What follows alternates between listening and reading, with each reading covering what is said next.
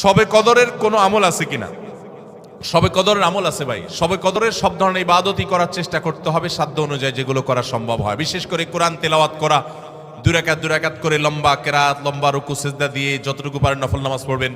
বিশেষ পদ্ধতির নামাজ, শবে কদরের নামাজ এত রাকাত, অমুক সূরা এতবার, প্রথম রাকাতে দ্বিতীয় রাকাতে এতবার, এগুলো মন গড়া, এগুলোর কোনো ভিত্তি কোরআন হাদিসে নাই। তবে দুই রাকাত করে যত লম্বা রুকু দিয়ে সিজদা দিয়ে অনেক সময় নিয়ে দুই রাকাত নামাজ 5, 7, 10 মিনিট ধরে যত বেশি সময় ধরে পারেন লম্বা কেরাত রুকুতে নামাজ পড়বেন। এক, তেলাওয়াত বেশি বেশি করবেন, যত সুন্দর করে সম্ভব তেলাওয়াত শুনবেন, শোনাশুনি করবেন, কোরআনকে সময় দিবেন, কোরআন স্টাডি করবেন এই রাতে।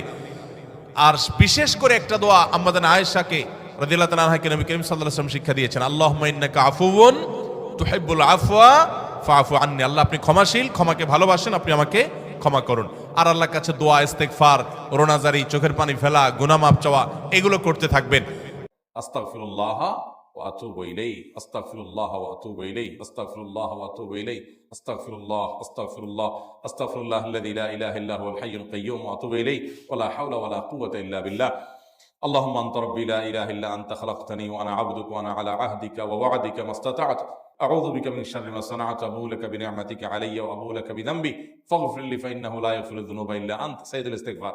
এভাবে যে কোনো ইস্তিগফার পড়তে থাকেন আপনি, বেশি বেশি করে আল্লাহর কাছে ইস্তিগফার, ক্ষমা প্রার্থনা করতে থাকেন, খুব বেশি। আপনার দুই ঠোঁটে অনবরত আপনি চাইতে থাকেন আল্লাহর কাছে ক্ষমা।